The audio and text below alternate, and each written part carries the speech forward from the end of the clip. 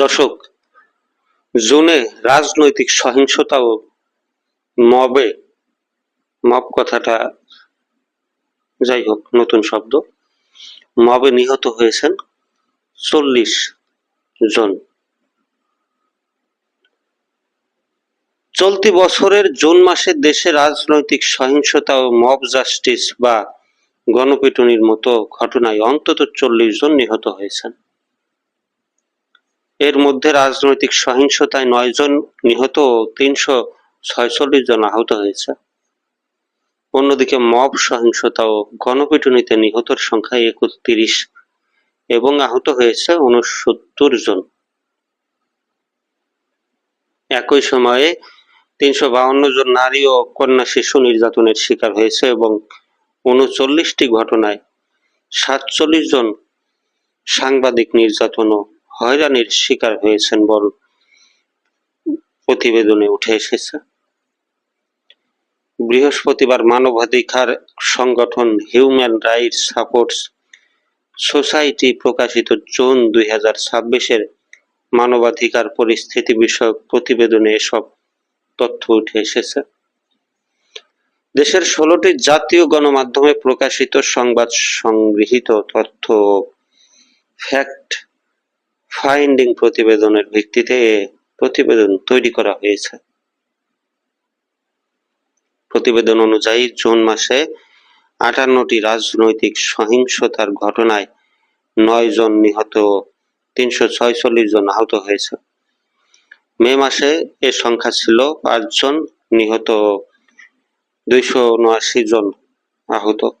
রাজনৈতিক সহিংসতার মধ্যে বিএনপির অন্তঃকন্দলের 21টি ঘটনায় 3 জন নিহত ও 146 জন আহত হন।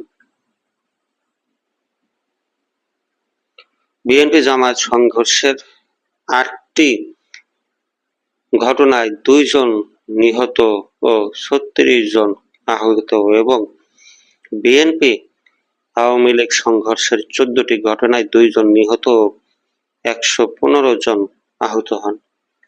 নিহতদের মধ্যে বিএনপির 4 জন, আওয়ামী লীগের 2 জন, শিবিরের 1 জন, ইউপিডিএফ এর 1 জন ও একটি চরমপন্থী সংগঠনের 1 সদস্য রয়েছেন।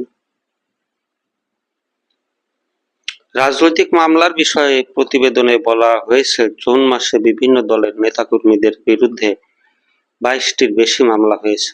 এসব মামলায় 627 জনের নাম উল্লেখ করে ও আরো প্রায় 1262 জনকে অজ্ঞাতনামা আসামি করা হয়েছে। একই সময়ে রাজনৈতিক ও অন্যান্য মিলে মোট 257টি ঘটনায় 4775 জনকে গ্রেপ্তার করা হয়েছে। গ্রেপ্তার ব্যক্তিদের মধ্যে কার্যক্রম নিষিদ্ধ আওয়ামী লীগের অন্তত 1559 জন নেতাকর্মী, বিএনপির 35 জন ও জামায়াত ইসলামীর 2 জন রয়েছে। প্রতিবেদনে বলা হয়েছে, জুন মাসে মব সহিংসতা ও গণপিটুনির ঘটনায় উদ্বেগ প্রকাশ করে প্রতিবেদনে বলা হয়, চুরি, ডাকাতি, ছিনতাই, ধর্মীয় অবমাননা সহ নানা অভিযোগে সংগঠিত 63টি ঘটনায় 31 জন নিহত ও 69 জন আহত হয়েছেন।